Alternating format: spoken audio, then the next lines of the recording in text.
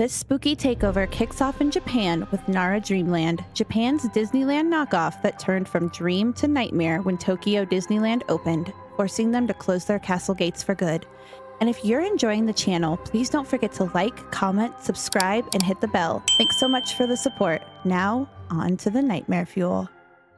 Nara Dreamland, Japan. Nara Dreamland opened in 1961, aiming to be Japan's answer to Disneyland. Once the legit Tokyo Disneyland opened in 1983, it leached customers from Dreamland, gradually leading to its closure in 2006. Now, Dreamland's knockoff Disney aesthetic only contributes to the creepiness. The castle soon gained the attention of vandals, giving its innocent pink walls a filthy post-apocalyptic feel. Cute, merry characters were defiled and left in disturbing poses, while the park's many attractions soon became encased in dust and vines. Dreamland was demolished in 2017, but footage from YouTube explorers keep its sinister memory alive. Now it's time to explore two of Disney's most famous lost worlds, Discovery Island and River Country, both closed and left to rot decades ago, with one still sitting abandoned to this day. Disney's Lost Worlds. In the middle of a lake in Disney World, Florida, lies Discovery Island, a once popular zoological park, now only accessible to the stealthiest of urban explorers. It's totally off limits, and Disney has said that anyone caught on the island will be banned from all Disney properties for life. Discovery Island closed in 1999 and now resembles little more than a series of dilapidated enclosures and walkways from the shore. But those brave enough to venture across have found overgrown enclosures and buildings, freezers full of rotting substances, and, weirdest of all, jars and bottles containing real preserved snakes. If that wasn't enough, just across the same lake housing Discovery Island lies River Country, Disney's own abandoned water park. I remember going there as a kid. What was once a popular splashdown destination now resembles an advert for a monster flick, or at the very least hepatitis. After 25 years in business, River Country closed in 2001, unable to compete with Disney World's larger, newer water parks. It now sits alone, a silent, stagnant pool surrounded by filthy slides and moldy walls. Perfect for a dip, if Discovery Island doesn't scare you enough. And now it's time to move on to our Mayhem Hall of Shame, the part of the show where the magic fades and the mayhem takes center stage. I want to talk to your manager! This week's Mayhem Hall of Shame goes to the urban explorers who sneak into abandoned parks, chasing views, breaking rules, and risking it all for clicks. That's pure mayhem. Urban exploring started to gain more and more traction on social media, particularly on YouTube. Throughout 2011, Leonard Kinsey uploaded several videos of the parks to promote his book, The Dark Side of Disney. Some of these were the Utilidor videos from the 90s, but some were of new explorations, such as a venture into the upstairs Imageworks at Epcot. Before 1998, the Imagination Pavilion used to feature a larger Journey into Imagination ride, featuring the much-loved character Dreamfinder, which took up the entire ground floor, with the exhibits at the exit of the attraction instead being located upstairs. This area, known as Imageworks, featured several similar exhibits as it does today, but was much more fleshed out and housed an iconic rainbow tunnel that featured in many Epcot promotional images through the 80s and 90s, including some featuring Michael Jackson. But with the changing of the attraction, first to Journey into Your Imagination, and then to Journey into Imagination with Figment, Imageworks was moved downstairs.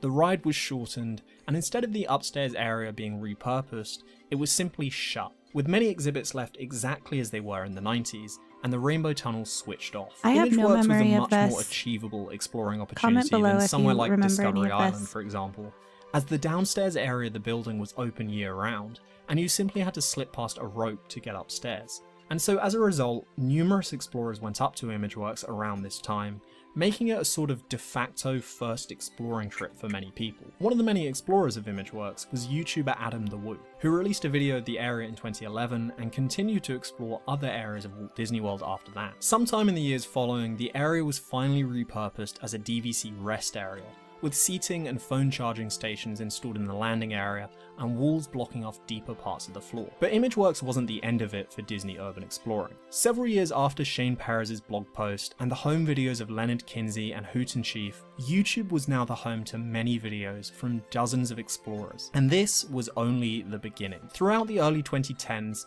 YouTubers like Adam the Woo and Leonard Kinsey continued to post videos of every area at the Walt Disney World Resort they could find. Remember After that ImageWorks very came well. VIP lounges around Epcot, areas hidden in pavilions that were previously meant as private spaces for the corporate sponsors of attractions such as General Electric, Kraft, and General Motors. Some still in use, others empty. After this, videos were shown posting peeks behind the curtains at the closed Wonders of Life Pavilion, an entire area that formerly housed two major attractions. That was like my favorite part and was now of mostly Epcot unused, with when I some was a areas kid. being temporarily repurposed for Epcot's festivals. And if you want the full story on that, you should watch my previous video on the Buzzy animatronic. And among these explorations came full video of River Country, Walt Disney World's first water park. Closed and left abandoned in 2001, and to date the only Disney park in the world to permanently close. River Country, of course, had been infiltrated already, several times, as it being I on the also mainland remember in a going to River secluded area Country near Fort when I was Wilderness really made it little. an easy target to explore without being spotted. It was River Country that had been the staging ground for the daring Discovery Island expedition by Shane Perez in 2004, and it was River Country that had been the first major success online for Adam the Woo. But now, encouraged by the draw of more YouTube views, we were finally getting full video of River Country. I Long, didn't realize meandering Adam tours the of Woo started as dilapidated an water urban slides, explorer. an empty plunge pool, signage still up in the park, and the music of Fort Wilderness playing faintly in the distance. I've been hearing about River Country for over 10 years now, and while that's meant that I have got a bit bored of hearing all this stuff about it, I think this is still the coolest abandoned Disney thing there is. The YouTubers of the early 2010s sparked an explosion of interest in abandoned Disney history. It was something of a perfect time for this sort of thing to go viral,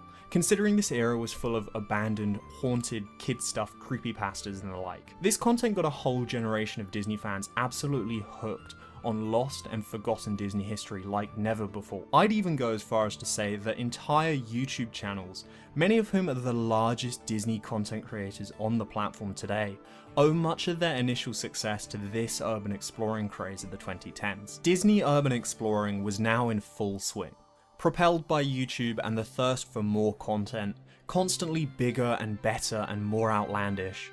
But by the mid-2010s, most of the low-risk places, ImageWorks, That's Wonders where of Life, Buzzy was the stolen Odyssey, VIP lounges had already been combed over by anyone and everyone. Even places like River Country had more than enough footage available. But there was still one place that hadn't gotten the modern YouTube treatment. Why did these police at Disney World just draw their guns? It's because of this YouTuber. Seeking an isolated paradise at the height of COVID lockdowns, Richard McGuire set his sights on Discovery Island, an abandoned Disney World attraction. What happened next was incredible, and be sure to subscribe for more amazing stories. After successfully sneaking onto the island, McGuire set up camp amid the silent relics and posted videos for his followers. But it's a small world after all, and police saw them too. A manhunt by the Magic Kingdom ensued, complete with boats, helicopters, and what one officer described as the best game of hide and seek ever. Dude. Things concluded with a fairly happy ending. McGuire was apprehended peacefully, fined $200, and banned from Disney World for life. He swam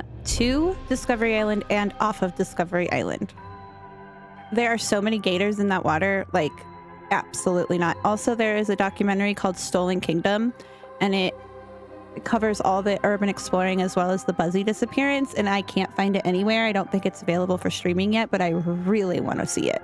Our next stop is a theme park that proves not all dreams age well. This is the infamous Blobbyland in Somerset, England, where even before it was abandoned, it was downright terrifying. Dunblobben, Crinkly Bottom, England. It's not uncommon for an amusement park to be based upon an entertainment brand, but Crinkly Bottom in England was probably the most unusual example of this ever. Taking inspiration from a popular Saturday night entertainment show at the time, Crinkly Bottom's mascot was Mr. Blobby, a giant spotty pink creature that became renowned in the country for his madcap antics.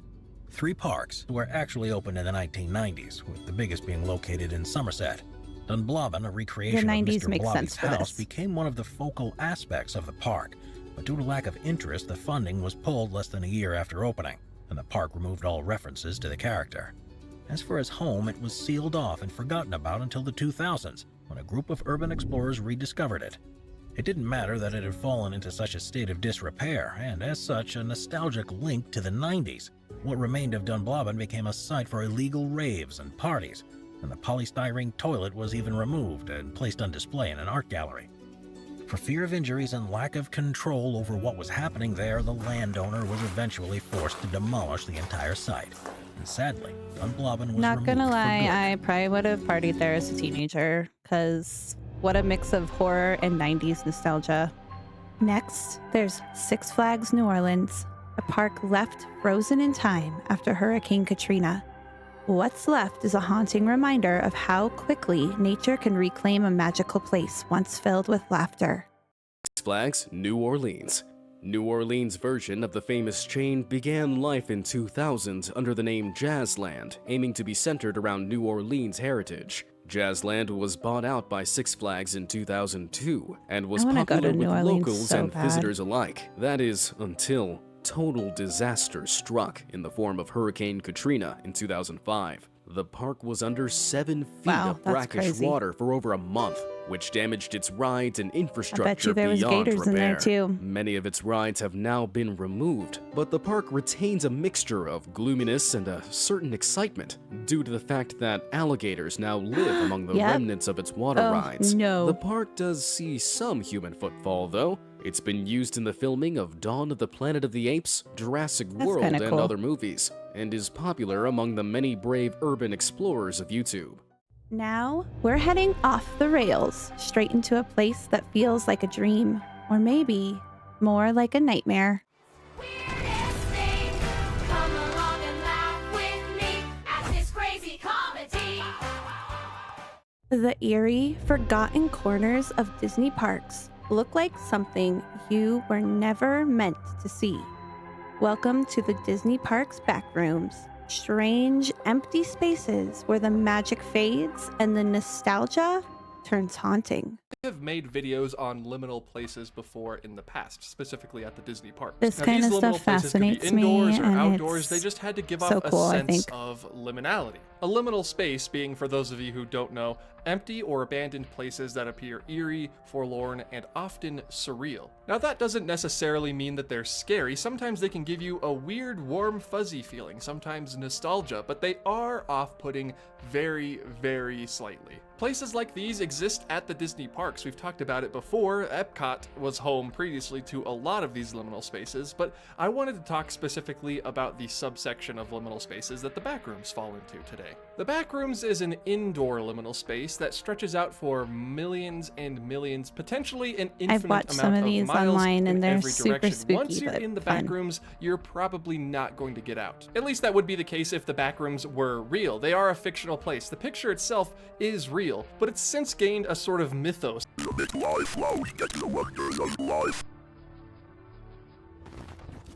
The Wonders of Life Pavilion at Epcot is not available for guests to enter. It officially closed down in 2007 and has been used as a festival center or, storage like everything else on this list since Gosh, then. I So like remember this so Interventions well. I loved previously it on this there. list, we will not be able to visit this liminal Like space. peak However, Epcot there 90s. does exist footage of it online and plenty of pictures. Now, the Wonders of Life itself is kind of liminal and I'm not weird. gonna It gives lie, off, I like, would totally 80s or explore 90s that. shopping mall vibes, but we're not talking about the main area of the pavilion. No, we're going to be talking instead about the VIP lounge. Now, for those of you who are unaware, a lot of the Future World, or now World Celebration, Discovery, and Nature pavilions have sponsor lounges. Because when these pavilions opened, they were often sponsored by different companies, and those companies would have VIP lounges located in their respective pavilions. Even in Test Track nowadays, there is a General Motors lounge at the very top of the pavilion. You can only visit it by being an employee of Chevrolet or GM, or a retiree. I think retirees are also allowed to visit. There also used to be a sponsor lounge in Spaceship Earth, but ever since Siemens dropped their sponsorship, it's going to become a lounge for everybody to enjoy. Now we can all go up there and enjoy drinks while looking down at the plebeians in World Celebration. 21 and the up same only. goes for the Wonders of Life Pavilion, sponsored by MetLife. There was a MetLife lounge hidden away in the recesses of this golden domed building. And let me tell you, when it's empty, it is very unsettling. I think what makes it the most Oh, it's unsettling so out of cool everything and we've so talked about creepy. here is that this particular space is circus themed. You can tell by these pictures that they meant for this space to be bustling with activity at all times, maybe some fun music playing, but no, it's a VIP lounge. Not every MetLife employee is going to be up there at the same time. So instead of being a fun, happy circus theme, it's a very uncanny, empty, abandoned circus theme. But everything's clean. This is Disney, right? It's not an So cool, abandoned, dirty creepy. circus. It's an abandoned, pristine circus. In this video filmed by Matt Sansua, you can see him exploring this area, and I gotta tell you, don't do this. Don't sneak in backstage areas. I always have to tell people this whenever I show videos like this, because you're not supposed to do it. It's against the law. One, you'll probably be banned from Disney World property, but we do, however, get a really interesting glimpse into this backstage area. And this was after Wonders of Life was shut down, so the area is even more empty than it should be. There are absolutely no people back here except for the occasional security guard or cast member, the kind of people who won't get in trouble for being back there. And this, I think, really echoes the Backrooms the most because it seemingly just goes on forever. There's no end to this lounge, and it feels like it could just go on for miles and miles, and you could potentially get lost amongst these circus tents, the tables, and the harsh lighting. I don't know if the space still looks like this today because the Wonders of Life has been undergoing a sort of transformation for the past couple of years, not into the Play Pavilion, but potentially into something else. Just remember, next time you're at Connections Eatery or the Creation Shop, don't go through that unmarked door you've never seen there before. Don't venture farther and farther down so the hall cool. to the faint sound of music echoing in the distance, because you may end up never able to find your way back. Bum, bum, bum. Next, we dive into a theme park attraction that was once a grand tribute to Greek mythology. Poseidon's journey now sits eerily silent in the heart of Universal's Islands of Adventure, forgotten relic of its former glory. This is probably the biggest abandoned space in the park and also one of the newest. It is in the Lost Continent, and it is the abandoned temple of the former Poseidon's Fury, Escape from the Lost City. This opening day attraction was a really unique walkthrough show in the park that closed in May of 2023. The show had some really great special effects and memorable scenes, but one of the most iconic things about Poseidon's Fury was its impressive facade that still exists in the park. I know it closed somewhat recently, but it really is kind of wild to see a building this gigantic sit unused like this. If you had never been to Universal before and you saw this building, It's really you'd fun think to it was just explore a back giant there, though. facade like Hogwarts Castle or something, but there are some things left over from the former attraction. The attraction's marquee sign is still in its original location, and they got rid of the Poseidon's Fury, but kept the Escape from the Lost City for some reason. You can see the frame to the former entrance where you'd go through like the regular line, through the express line, and if you really wanted to, you could walk all the way up to the building and get to where you used to enter and exit the ride. Now it's all blocked off.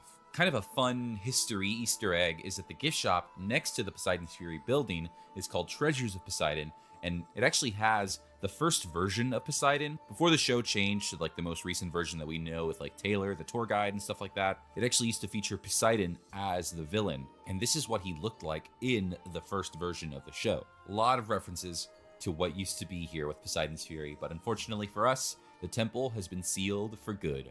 Rest in peace, Poseidon's Fury. The There's rumor another is big they're going to abandoned turn area this in the section Lost into Continent, Zelda and this one themed. here is probably one of the coolest. In the Sinbad Village section, behind the Mystic Fountain, you'll find a beautifully decorated archway, which used to be the entrance to the 8th voyage of Sinbad's stunt show. This, like Poseidon's Fury, was another opening day experience in the park, and this was an action-packed, firework-loaded stunt show with performers fighting, lighting on fire, and plummeting to their deaths. This show ran all the way until 2018, and the 1,800-person theater still stands.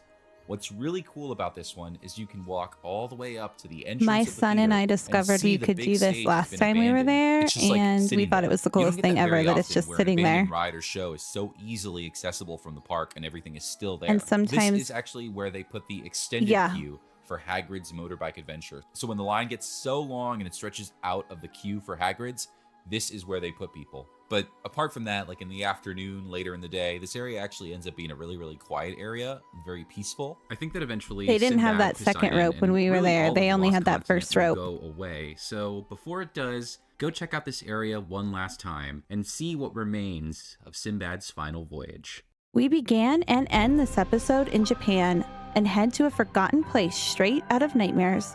Deep in the mountains of Nikko Tojiki Prefecture lies Western Village, a decaying Wild West theme park once full of life, now eerily frozen in time. Western Village.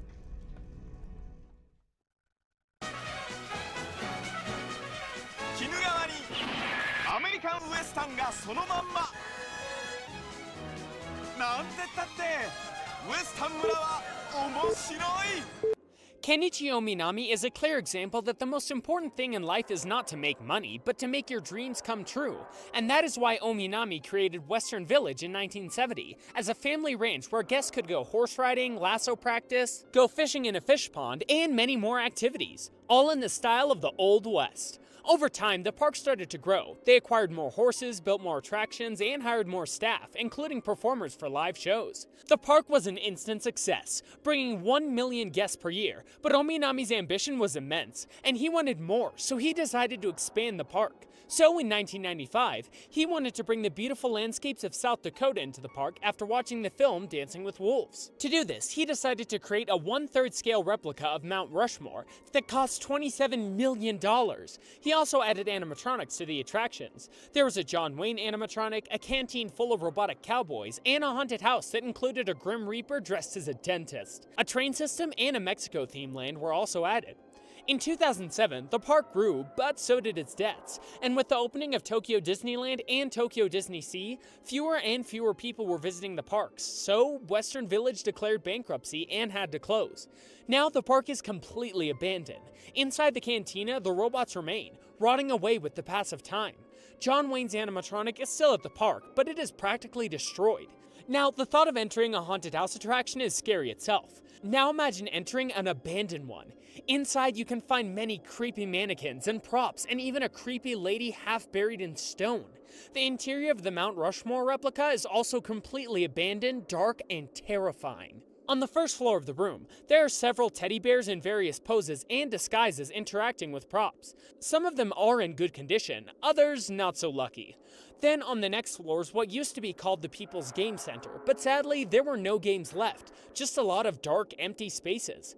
And then on the top floor, we can find a diorama of sad-looking Indians, and the best part, looming in the dark, an Abraham Lincoln animatronic statue. Of course, it's now powered, and probably it was switched off the last time mid-speech, because his jaw seems to be forever half open. There is also a small-size model of Mount Rushmore, several flags, maps, and the history of many states. The Mexico area was also left to rot. The train system is completely covered in grass, and the 2 locomotives are rusted. The park that was supposed to be a cowboy town became a ghost town, and there are no plans to restore it. Finally, we are going to take a moment to appreciate the unsung heroes who keep the magic running. It's time for our magical vibe protector of the week.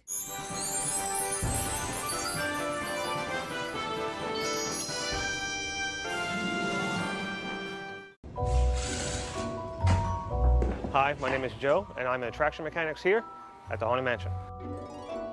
This would be a cool job, I started too. working here at Disney, looking for a new opportunity. I have a background in mechanics, and thought this sounded exciting, so why not? Give it a shot. My first week when I first started was somewhat very intimidating. It's nothing I was ever used to, going from automotive to attractions. So there was a lot to take in, but within time and working with great people, I felt more comfortable and just started to come natural like any other job.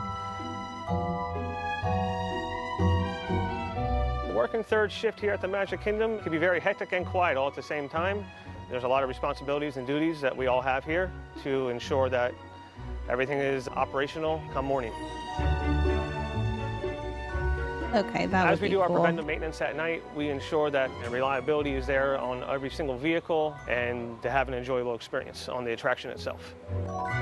If you had to pick a job at Disney, what would it be? If you are considered being an I would attraction want a mechanics here with the Walt behind-the-scenes Disney one like Company, this. I say go for it. You have nothing to lose and everything to gain. You get to experience many different rides and the operations of how they work day in, day out. And it is very unique in their own way. And it's way different from any mechanical experience you may ever have. The most fulfilling part of my job is knowing that you're going to have thousands and thousands of people every day come here and get to experience something either for the first time or the 1000th time, because we did what we have to do for it to open the next morning is always amazing. Thanks so much for joining me today on this magical disaster ride. If you're enjoying the weekly episodes so far, please be sure to like, subscribe, comment, and hit the bell so you never miss the mayhem. And thank you so much for all of your support of the channel. Until next time, keep your hands, feet, and sanity inside the vehicle at all times. And remember, protect the magic and mock the mayhem. I'll catch you on the next breakdown.